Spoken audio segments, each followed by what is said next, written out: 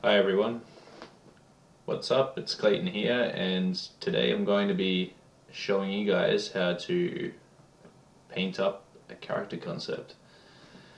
Now I know I haven't been on here for a while, just because I've been so damn busy and really haven't had a chance to be able to start going through the huge video library I've slowly been creating over the last month or two of the recordings that I've been doing on my artwork.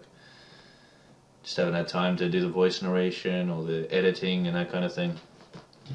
But tonight I said, you know what, this is something I need to deal with and get cracking on, so I finally bitten the bullet and decided to do it.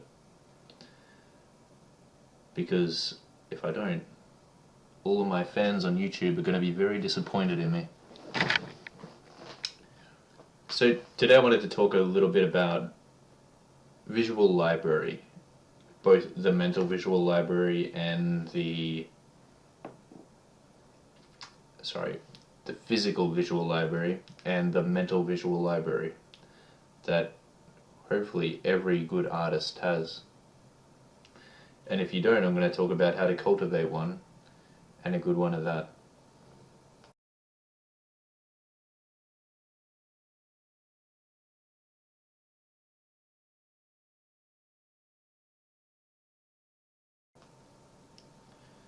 So first things first, when I decided to do this character, who is by the way, he's for a recent project that I've recently started up called Dominic. It's a personal project, a video game, horror survival themed,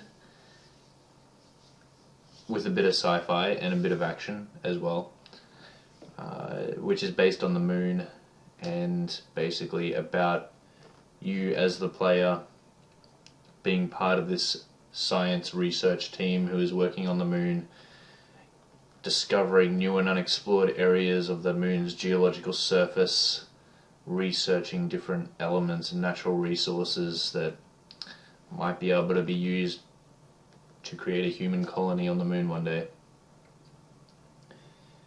And it's just a normal day at work, but at a meeting you get sent out to discover this mysterious signal which is being picked up from the middle of nowhere and in an unexplored sector that hasn't actually been mapped out yet. So you and another team member of the science team decide to go out and are assigned to investigate where this is coming from. Because who knows, it could be another intelligence trying to contact you or something like that. I don't know yet. But anyway, along the way you don't really get to find out where the signal's coming from because you crash and have an accident and your buggy is toppled over and your partner is left in a critical to dying state, and there is no choice but to try and find a way to call for help. Up in the distance you can see a tower beacon going high up into the sky. It looks to be your only hope of survival, so you go to check that out and somehow end up getting stuck in this other abandoned facility stretching deep beneath the Earth's surface, the moon's surface, sorry. And you are trapped in there with a whole bunch of mutated alien monsters which you're trying your hardest to escape from throughout the game. Now, if I want to make this game scary, I have to create some kind of sense of normality within the game first, so that when shit starts to hit the fan and the world goes all topsy-turvy, the player is going to start freaking out because the normal will start to become the abnormal. But in order for that to happen, normal and what's considered normal needs to be defined first in the game. And so to do that, I'm creating a different environment at the beginning of the game that the player starts off in, which is a nice little humble research facility populated by nice humble scientists that are your friends, and they say hello to you instead of growl and try to eat you. They are there to relate with and be friendly with, and to serve as a sort of human connection for the player to attach themselves to. So that when I take that away, it's in stark contrast to what the player is used to, and thus truly induces a sense of fear that their world that they thought they were in is starting to fall apart, which ultimately is true terror. It's been said that true terror is when you walk into a room to find that all the items in the room have been replaced by items which are exactly identical to the items that were there before. So, I don't know if that's true, but it sounds kind of creepy. I mean, if you'd known that. So anyway, with this guy in particular, the guy that I'm painting here on the screen, I wrote up a bit of a bio to begin with. And what that bio had in it was footnotes about this character's personality. What he did for a living, where he grew up, how he grew up, how he carried himself, the type of guy that this man was. So, I noted down things like his personality, which was stubborn, very straightforward, no shit type of guy, very strong-headed, in control. Basically, if there was a problem, this guy was the guy you called to take care of it.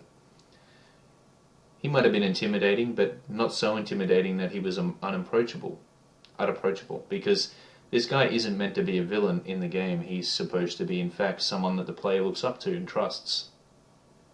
And I wanted to really create that. And not just as a character in the game that you interacted with, but also in the concept art. So, in noting down this bio, it was only a paragraph long, it wasn't very long at all. But it allowed me to get a visual representation within my mind's eye as to what I might start off with, to what I might start sketching out as a base and refine.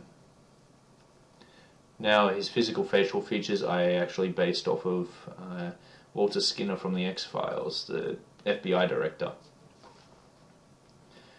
Now, what the interesting thing is that I think as artists we all find our inspiration from various sources. And in a way, in its own way, that's unique. That's uniquely us. We have our own individual tastes in things. We each have separate and different things that we're drawn toward for one reason or another. Now going back to the bio, I think it's really important to, when you sit down to create a character concept, get to know your character, become involved, become invested, and really try to put yourself into their world.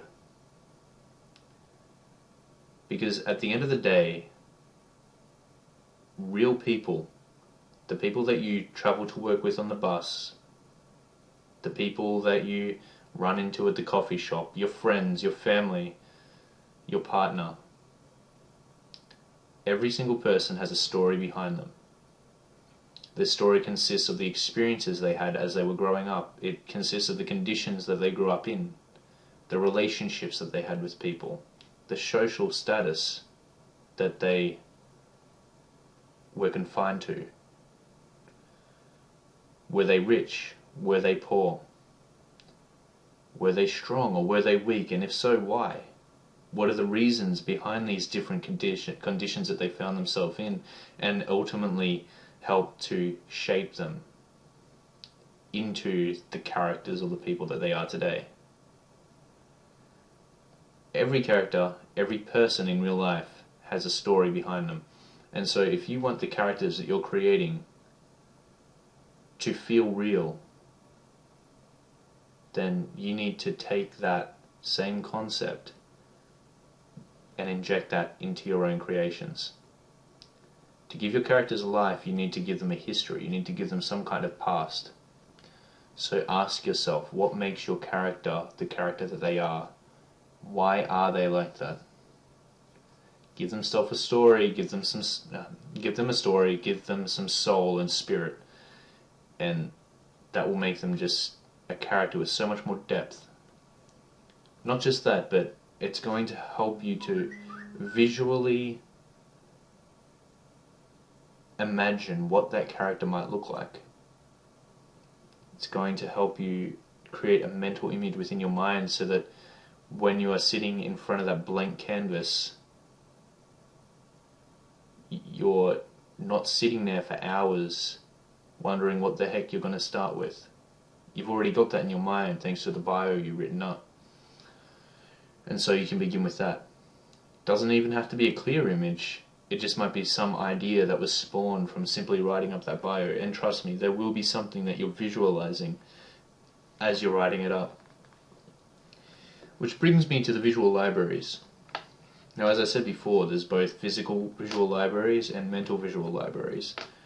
The physical visual library is the folder that you keep on your computer with all the sources of inspiration that you find on the net, that you find in movies, that you find in TV series, that you find wherever, but they're typically like images that you just find on the net that kind of attract your attention, and you dump it all into that visual library.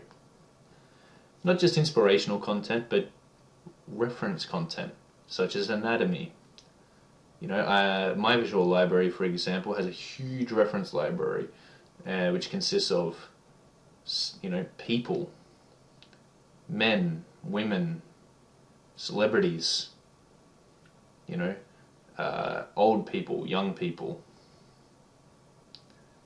different hairstyles, different facial features. And within that there's different forms of anatomy, you know, muscle structure,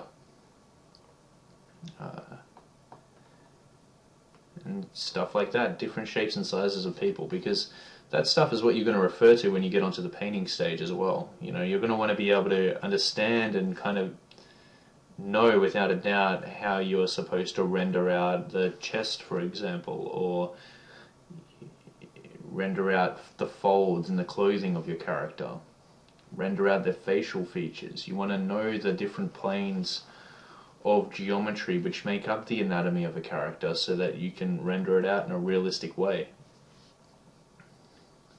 I've also got creatures, animals, insects, vehicles. Basically everything that you could think of within this reference library, so that when I am trying to come up with a new and interesting idea, I can refer to that, but I can also refer to it when I get stuck on something. You know, and I've been doing this for a long time, and even now I still get stuck on particular things within my artwork. Maybe I get stuck on posing the arm in a particular way, or maybe I get stuck on trying to remember how this piece of clothing is supposed to fold in around a certain area of the body, and you know, I'll get stuck on these places in my image as I'm working, and I'll refer to these visual libraries to help me get by and help me overcome those obstacles.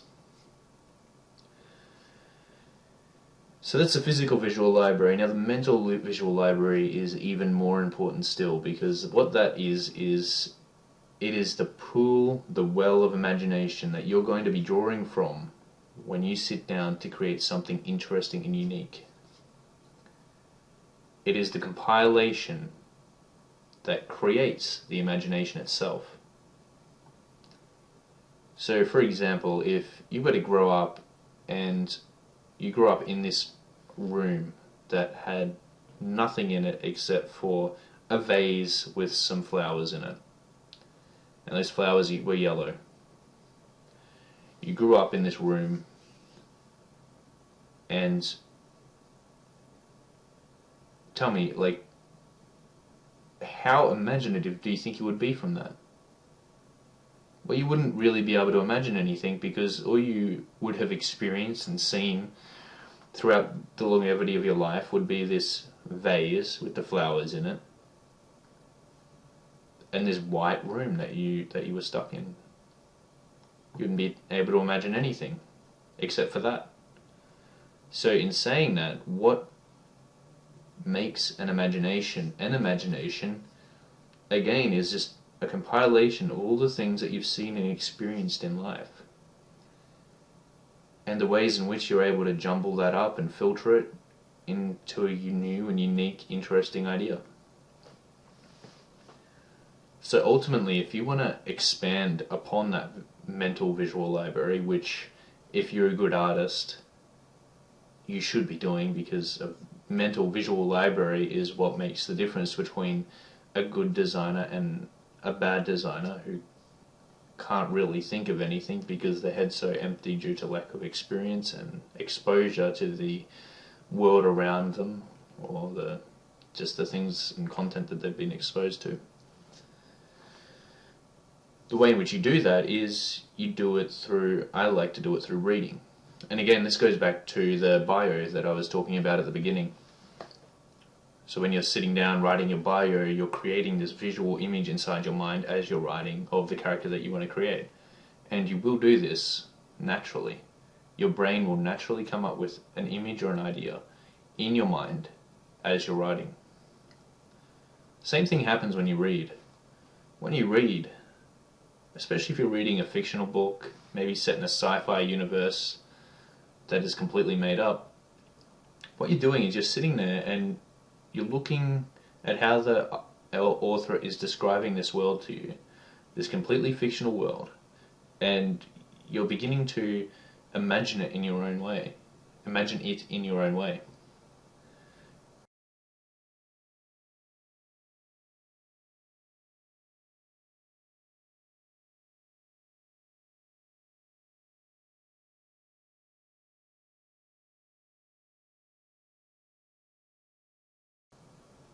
And the cool thing about that is that the more that you do it, the more you exercise that ability within your brain to be able to come up with ideas and mental imagery.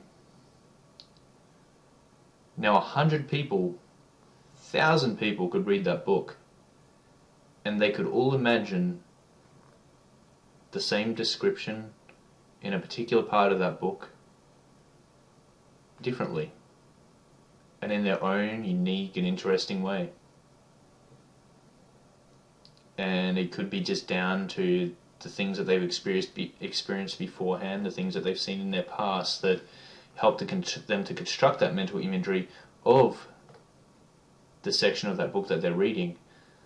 Or it could just be their own personal taste and identity feeding into whatever they're constructing within their mind. And personally, I find that very, very fascinating. That's the cool thing about art, is that it is, in fact, something which is an amazing tool to be able to explore yourself as a person. I don't know how many of you have ever asked yourselves, why are you drawn to the things that you're drawn to? What makes you tick as an artist? Why are you inspired by some things and other things just don't interest you? And yet those same things can have the complete opposite effect on different people. Whatever bores you might completely fascinate the next person. Why is it that we have different tastes? And sometimes we don't even know what those tastes are until we expose ourselves to them, until we're shown them.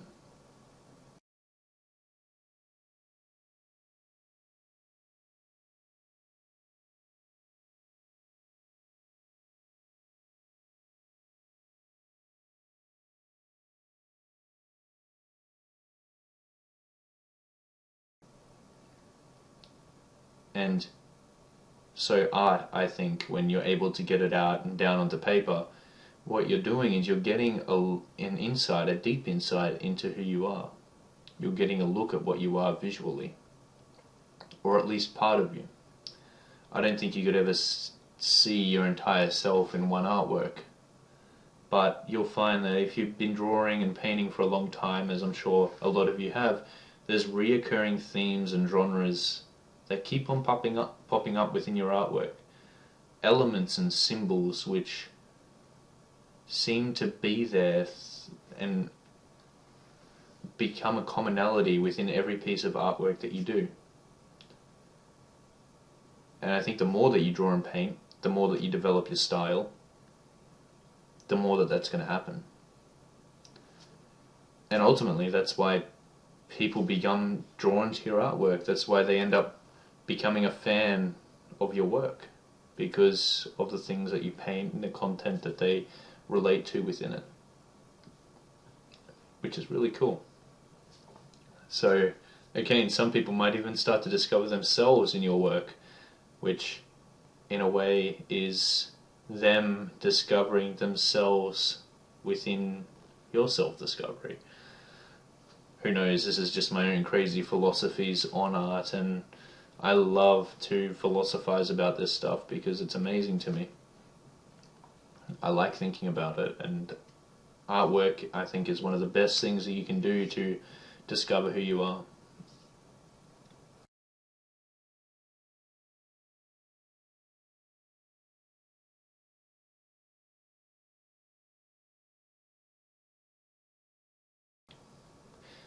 Mental visual library you can also expand on by traveling, experiencing different societies, different civilizations, finding out the social dynamics and the way in which things work in different places and different countries, the politics of the different places that you might experience, the social structures that create up the many different places of the world can create amazing stories. And story is everything when it comes to character creation, environment concepts, games, movies, whatever it is. Ultimately, that's why we do this stuff, to tell a story, to say something to the audience. In my opinion, you're always trying to present an idea, which is a short story within itself. You want to tell something to somebody. Now, as an artist, there's many different types of artists, and it's really up to the artists themselves as to how abstract that idea is and how abstract the clarity of that story might be. For example, my artwork is, I try to make it as clear as possible. Art for me is a language. And the better that I can speak that language, hopefully, the better that people will be able to understand what I'm trying to say. So why are visual and mental libraries so important? Because they are what makes imagination. And imagination is about 80% of what makes an artist an artist. Because you see, drawing itself and the ability to be able to draw, that skill set, is simply a technical set of skills that anyone can really master. A technical skill can be learned by anybody, and the only thing that holds anyone back from being able to do that is simply their own motivation, their own drive, and their own passion for learning whatever it is that they're setting out to learn. And if drawing is something that they're passionate about, or painting, or whatever it might be, then of course they're going to put the time and effort into being able to get better. Some people will learn faster than others. That just comes with the territory, it comes with everything.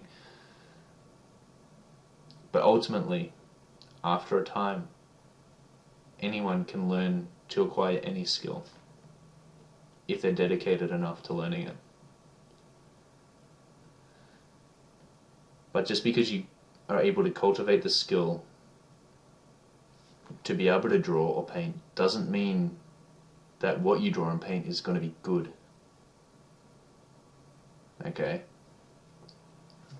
And I think that's where a lot of aspiring artists make the biggest mistakes, is they focus and concentrate so much on the technical ability to draw, when in fact they really should be keeping in mind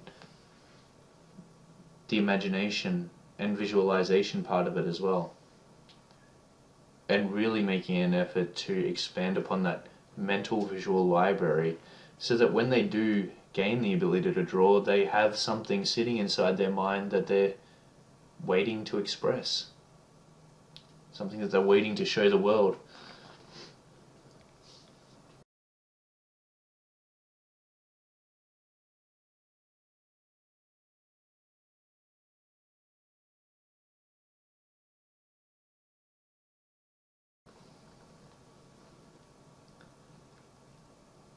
So if you are an artist just starting out, find something that inspires you. Personally, a lot of artists, other artists that I admire, inspire me. You know, especially when I was young and growing up, I would find artists such as David Finch and Mark Silvestri, Greg Capullo, Todd McFarlane, a lot of comic book artists, because I wanted to be a comic book artist myself. And I used them as the drive and the fuel to just smash it hard and keep on going, to really put my all into creating the artwork that I ultimately wanted to create. And I guess following artists that I did admire so much gave me something to aim for. Now once I got to a certain point, and be careful with this because you can get to a point where you surpass the artists that you admire and you just are depleted of all motivation to go any further than that. So don't go down that path. Rather, what you want to do is get to a point where you can start to see your own identity in the artwork that you're creating. You're starting to see your own style coming through. Then let go of the inspirations and focus on that. Focus on evolving your own style and building upon it, refining it to greater and greater heights.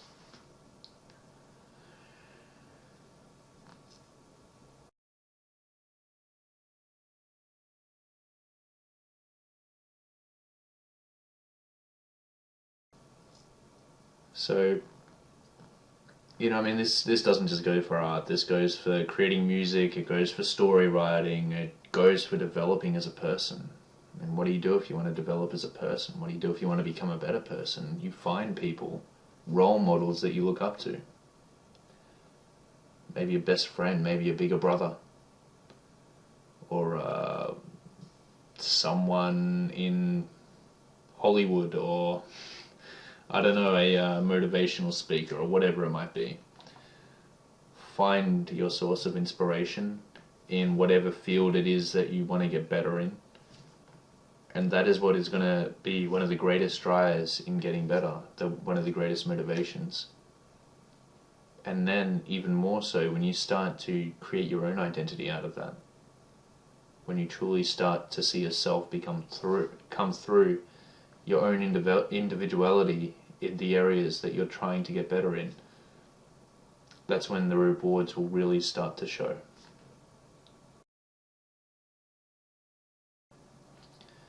I actually read a book not long ago called The War of Art, and I've just recently started reading another book again on a bit of a different topic but similar ballpark, called The Talon Code. And I like the fact that both of those books take away that airy, fairy, magical idea that for some reasons some of us are born with talent and others of us are not. And if you're not, there's nothing that you can do about it. You are just cut from a different cloth. And that to me is a very self-limiting belief that has been instilled in society, and I do not believe in that at all. I think if anything can be defined as talent, talent is simply the motivation to get better. And if you can motivate yourself, I mean, motivation, it ultimately comes down to how much you want something. If you want it and it matters to you more than anything, if you're willing to sacrifice, you know, going out with friends over the weekend, sacrifice playing computer games and going to the movies and wasting time on Facebook and hey YouTube, you know, why are you guys watching my video? You could be like drawing or, you know, getting your skills up instead. But no, really, I mean, a lot of people kind of are addicted to this outside stimuli you know, wasting their time on things that are like, you know, for the moment keeping their attention, and ignoring the fact that they could be using that time to invest into themselves. You know, I mean, time is the ultimate currency. Like, invest that into something worthwhile. And if you want to be an artist, or whatever it is that you want to do, invest that time into that. Make it worth something. You know, I think it's very important because we do have a finite amount of time, and if you want to get to a skill level where you're able to use those skills in, say, a job that you love waking up to every day, then it's definitely worthwhile doing it. You know, it's worth everything.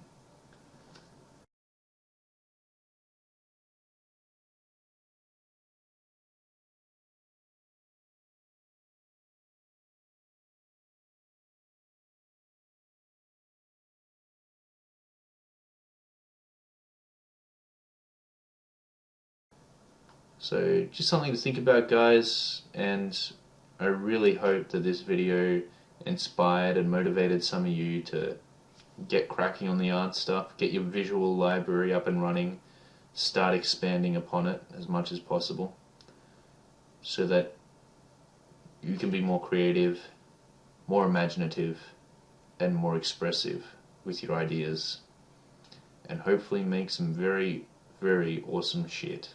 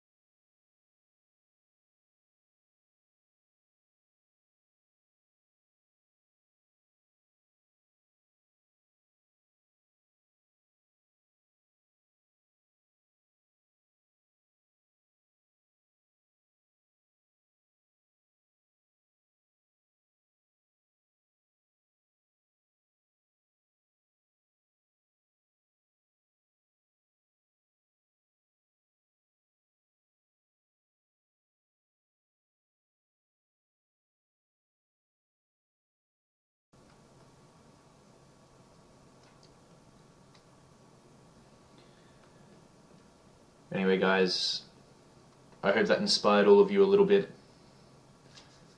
And I know I haven't been uploading a lot of videos lately, but trust me, there is a lot sitting on my hard drive that I have been meaning to do the dialogue for and the editing for, and I will upload those soon as I can, because at the moment I'm very glad that I have the opportunities that I have that are making me so incredibly busy and not really leaving me any time to do anything else, but at the same time it has made it hard for me to, you know, please my YouTube audience by uploading more content on a regular basis. But I will get around to it, I promise you. So keep on watching, keep on subscribing, and I'll see you all next time.